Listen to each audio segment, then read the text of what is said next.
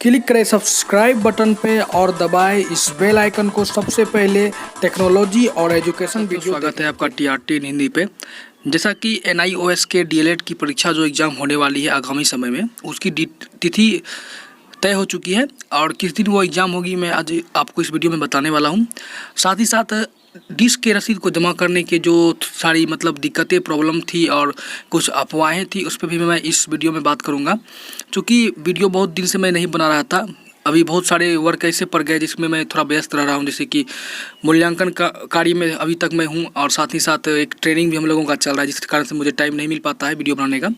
लेकिन आज थोड़ा समय मिला तो इसलिए मैं चाह रहा था कि कुछ अफवाहें थी, बहुत सारी अफवाहें NIOS के DLED एग्जामिनेशन को लेके, तो मैं आज वो सारी शंकाएं इस वीडियो में आपको दूर कर दूंगा।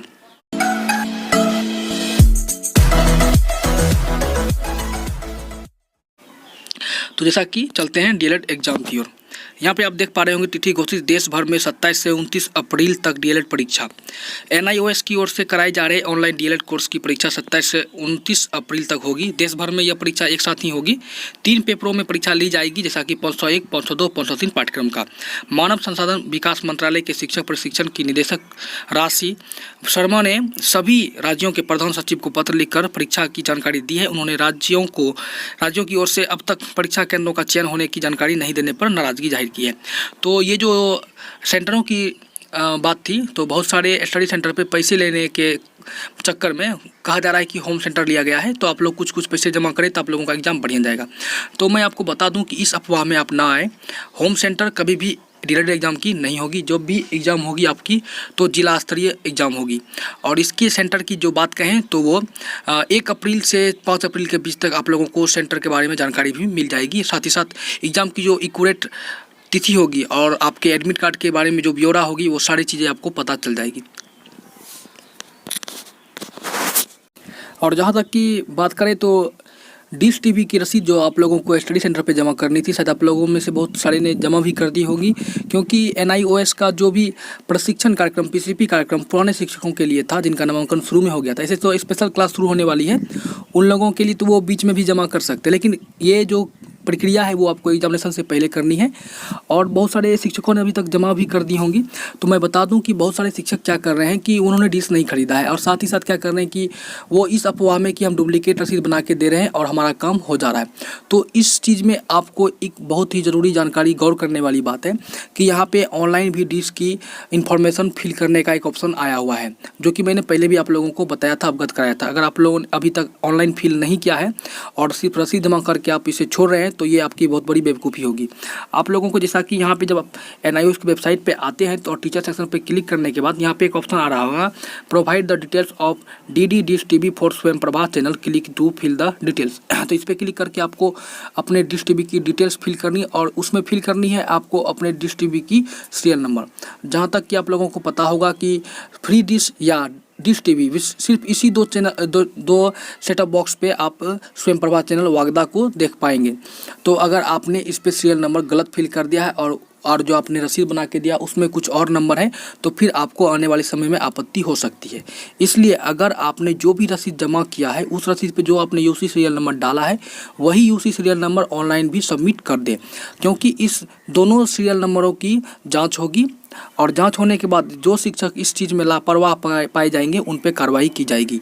और ऐसा भी लेटर निकल चुका है और मैं वो लेटर फिलहाल इस वीडियो में नहीं डाल पा रहा हूँ, क्योंकि वो लेटर अभी तक मेरे पास आया नहीं है। ये जानकारी मिली थी तो मैंने आप लोगों को बता दिया। और साथ ही साथ बहुत ही ज़रूरी इन्फॉर्मेशन ये है कि बहुत सारे स्टडी सेंटर पे कोऑर्डिनेटर क्या कर रहे हैं कि पैसे लेके बोल रहे हैं कि मैं ये सब चीज़ मैनेज कर दूंगा, लेकिन ये मैनेज होने वाली बात नहीं है।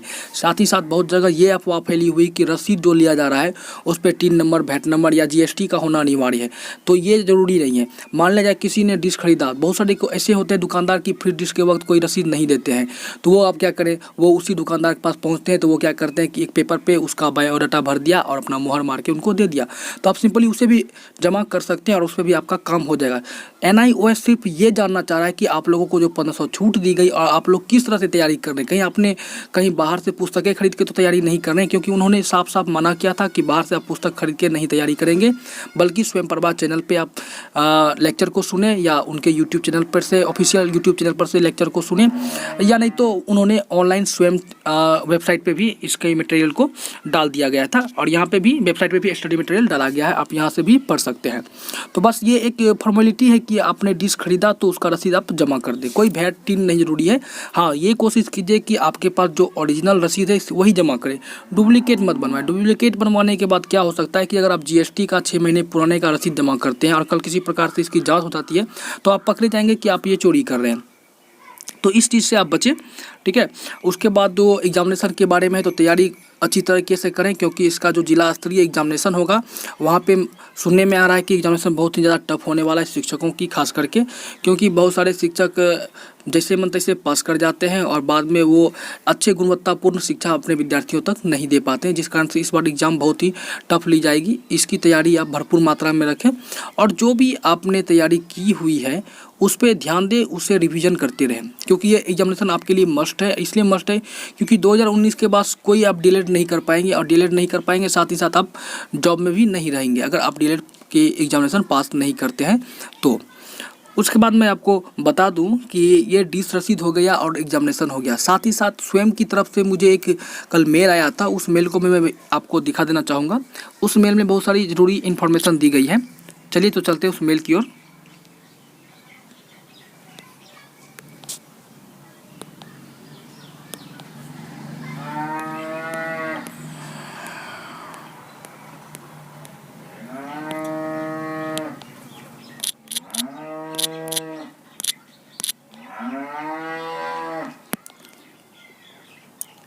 यह देखिए, रिगार्डिंग रजिस्ट्रेशन ऑन स्वयं प्लेटफॉर्म के बारे में कल न्यूज आया था। यहाँ देखिए, प्रिय शिक्षक, NIOS डीएलएड कार्यक्रम में आपका स्वागत है। डीएलएड कार्यक्रम में आपका पंजीकरण हुए 3 माह से अधिक हो गए हैं, परंतु ऐसा देखा गया है कि अधिकांश शिक्षकों ने स्वयं प्लेटफॉर्म पर अपना पंजीकरण नहीं कराया है।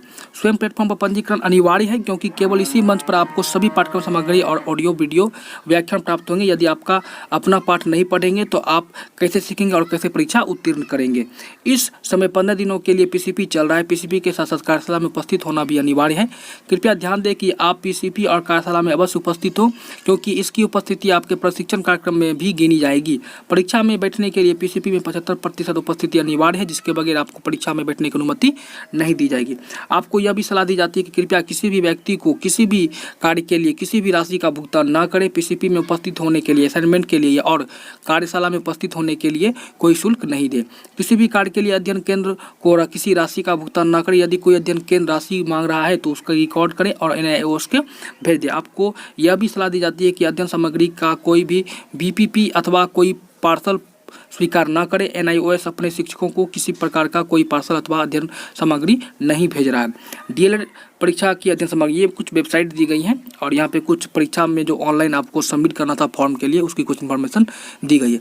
अगर आप लोगों से कोई भी स्टडी सेंटर पे पैसे की डिमांड करता है तो कृपया करके आप उसकी वीडियो करें या ऑडियो रिकॉर्डिंग करें, और ऑडियो रिकॉर्डिंग करके आप NIOS को मेल कर सकते हैं। उनके ऑफिशियल वेबसाइट पर जाके उनसे कॉन्टैक्ट करने की जो सारी इन्फॉर्मेशन है वहाँ से आप पा सकते हैं। अगर वो आप नहीं मिल पा रहा है तो आप कृपया करके वो वीडियो मुझे बना के भेज सकते हैं, मैं उसे NIOS तक पहुंचा दूंगा और आपको जो भी परेशानी हो रही है पैसे की ओर लेके वो नहीं होंगे। बहुत सारे स्टडी सेंटर पे मनमाना पैसे मांगे जा रहे हैं, बहुत सारे शिक्षकों ने मुझे मैसेज भी किया है। तो मैं सभी को कहता हूं कि अगर आपसे कोई पैसे की डिमांड करता है तो इसकी पूरी पुख्ता सबूत रखें, उसका एक वीडियो बनाएं और ऑडियो क्लिप बनाएं और वो मुझे भेजें। मैं इस पर जो भी हो सकेगा आगे कार्रवाई करूँगा।